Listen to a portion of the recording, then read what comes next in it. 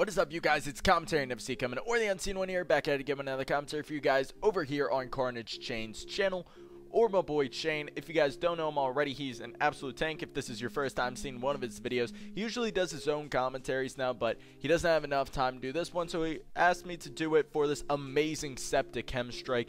This guy is possibly the best in Call of Duty Ghost right now. Let's be real here. Him and Sniper are the two most unstoppable players out there right now. So if you guys aren't already subbed to him, definitely subscribe here to him. If you guys want to go over to my channel and look at some of my commentaries, I am now starting a Road to Commander, as well as doing a bunch of skits and some FIFA and GTA funny videos and that stuff. So if you guys want to, feel free to go check out my channel. My links are in the description down below. But today, we're going to be talking about a life story. I told this life story on an older channel of mine, maybe even the channel I have now a while back, and maybe a couple other channels like, you know, community channels and Carnage and that stuff. But I don't think any of you guys would recognize this story, to be quite honest, since it's that old of a commentary, to be quite honest. If I do have enough time, I'm going to be telling two stories. They both are revolved around egging stuff and how possibly stupid one can be to do that. So one recommendation for you guys is, if you want an extreme adrenaline rush and to possibly get your shit beat, I recommend going egging. If you don't, I don't recommend egging for you. And you know, it's not a smart thing to do. Honestly, I do not recommend it, but if you want a nice little adrenaline rush and have the chance of getting your shit tossed around by a massive, you know, person, then feel free to. I mean, that's usually who will chase you. So anyways, let's go with the first story. So if I do have enough time, I will go into the second story. It's a shorter second story, but this is quite a long first story. So this is the time I egged my coach's car, and we didn't know it was my coach, so give me some slack there.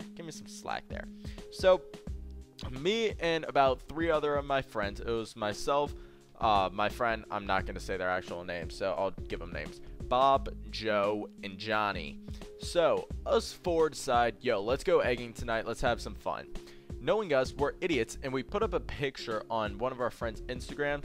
We straight up just, since it was the middle of winter, we straight up just covered ourselves in a really warm clothing, and to be quite honest, we looked like absolute terrorists with the stuff. We literally had like 3 or 4 big packs of eggs in our hands, and all were covered up. You couldn't see any of us because we also had goggles on and that stuff. And we took a picture and put it on Instagram, and that's when it got a little bit sketchy. Not for the fact that we were going egging, but for the fact that our coach follows us on Instagram. So you know, that wasn't a positive situation. I never thought my coach even lived in the area of the high school we go to. I thought he lived like 30-45 minutes away, and I guess he was out for a joyride or something, or he was seeing someone. And we're like, all right, let's go head over to the egging spot. So the egging spot that we throw from, it's a bunch of pine trees basically on the corner of a 4-way intersection. You cannot be seen, trust me. In the middle of the night, no one can see you unless you stand right out into the light. And there's a massive sign that we go behind, a stone wall sign.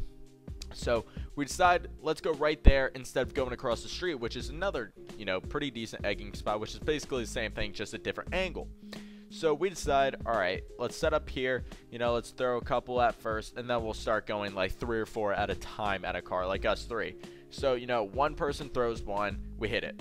Another person throws it, miss, stuff like that. So I'd say about 10 eggs in, we're like, all right, we're all good now. So, you know, got our little Monet Davis warm up in here. So if you guys don't know who Monet Davis is, I'm just disappointed, because that means you don't watch the Little League World Series, which is the most amazing televised sport known to man. All right, that's out of the way. But yeah, so we decide we're all good now. Let's all start throwing at once. So we slowly, 2 of us will step out right into the light, just peg it and run back. So, you know, they don't really have a chance to see us and where we go and that stuff. So we throw them, hit a car, and then we run back. And I'd say at this point in the night, it was around, oh God, what was it? We went around 10:30, and we got back to his house around 1-ish. So, I mean, we were out for a while, but, so my friends decided, where did we go? I feel like we didn't go to the place across the way that we are planning on going to, and instead went across the street into this little park, and the park doesn't have any cover to throw eggs. So honestly, I'm like, yo, this is an absolutely stupid idea if we go over there. We have no cover. There's no way of getting out. The only way of getting out was there's a bunch of apartments behind us. We literally have to run through this little apartment-filled neighborhood and hope we could find our way out. And, you know, we're like, you know what? Screw it. We'll just go over there. And meanwhile, me being the person who's always paranoid, I mean, honestly, I'm one of the most paranoid people you could ever meet. I always think something will go wrong one way or another. There's no way of having something go right. It will always go wrong. There's always one wrong and a right. That's all I'm going to say.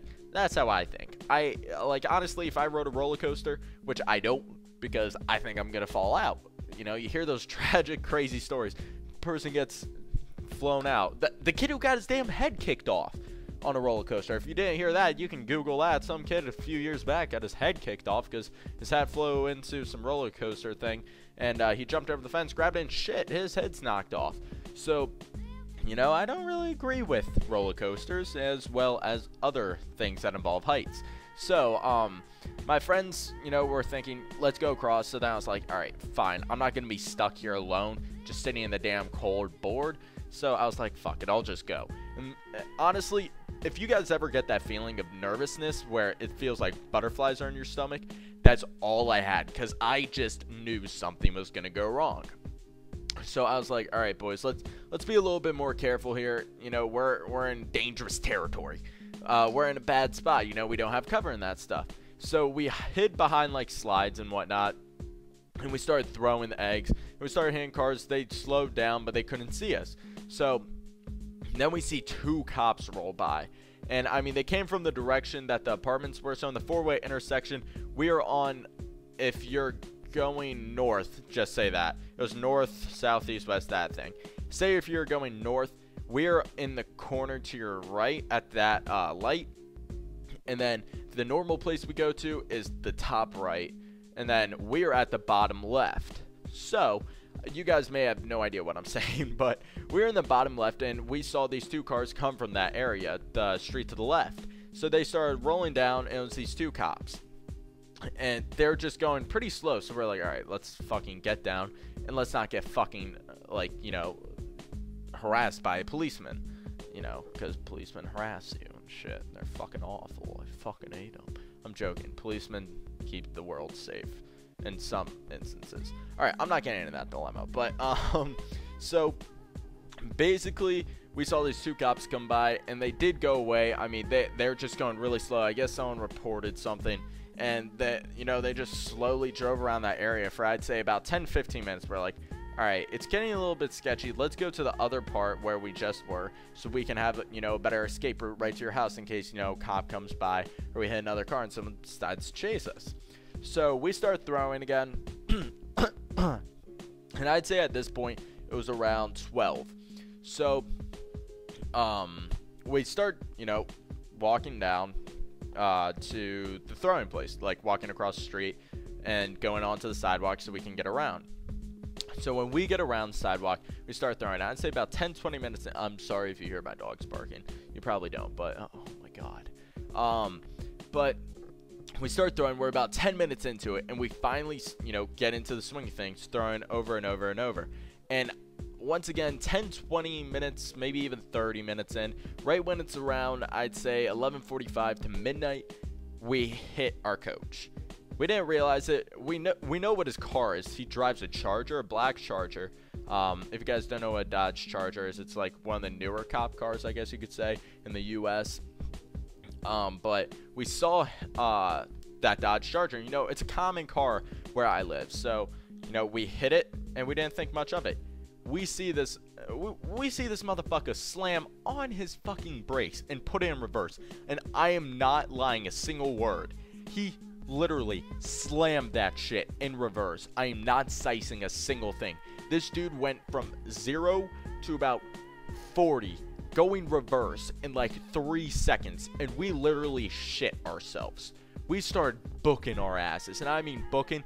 We literally, so on those pine trees, if you run straight ahead, you go right into the fucking woods. So we went flying into those woods, and we are terrified for our lives. because we realized this could be someone we actually know, since we know a bunch of people who drive, you know, Dodge Chargers, like our friends' parents and that stuff. So we're like, shit, we have to get out of here. So we decide we'll go into the woods and we'll come up into the neighborhood in the backish area so he doesn't find us. So, you know, we get to the back area and we're perfectly fine. We think we're fucking safe. So in the back area, you can't get to our friend's house through there because we have no idea how to navigate the woods.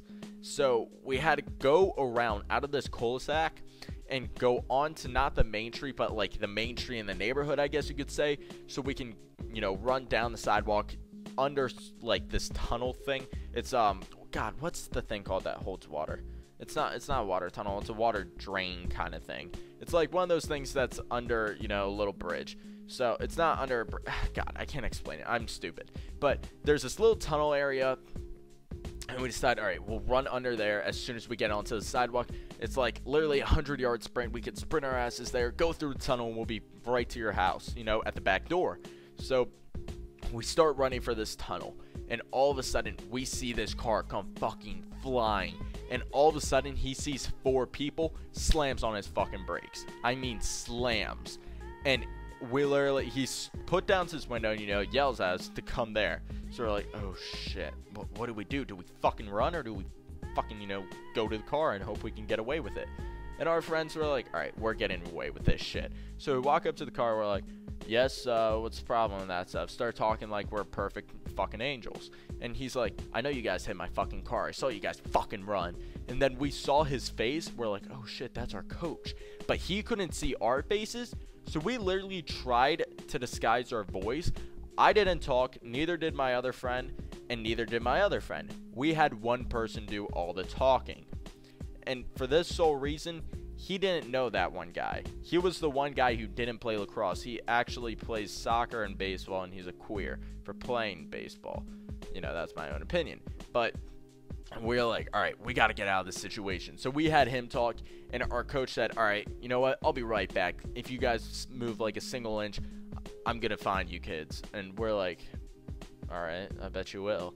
And straight up, as soon as his ass drove away, honestly, I've never seen my friends run so fucking fast in my life. And I didn't catch on to the memo for a second. I was like, all right, we can just walk back. We're straight, you know? It takes like 5 minutes to go grab his friend at McDonald's. McDonald's is literally like 2-3 minutes away. It's going to take him 3 minutes to get here, 3 minutes to get back. It's fine. And all of a sudden, straight up, all of them kick it. I was like, oh, fuck. So I had to run, catch up all of them. And we got into our basement. And actually, the next day at conditioning, our coach kind of questioned every single one on the team, asking if he knew, you know, someone around the area who eggs. And well, let's just say our friend was wearing a lacrosse shirt, well, like a lacrosse sweatshirt, so kind of give it away. But I hope you guys did enjoy today's commentary. It did kind of go over the limit. I'm sorry for that, Shane. But once more, it's been the commentary you never see coming, or the unseen one here. I hope you guys did enjoy. If you guys want to go check out more life stories over on my channel, as well as the Road to Commander and all of this fun stuff, definitely go check me out. All links in the description down below. Definitely leave a like on this video. Show Shane some love. He's growing so fast. If you guys want to join him before he gets too big, I definitely suggest joining him now so you guys can get on that little personal level, so he can give you a little extra loving and all that good junk, if you know what I mean.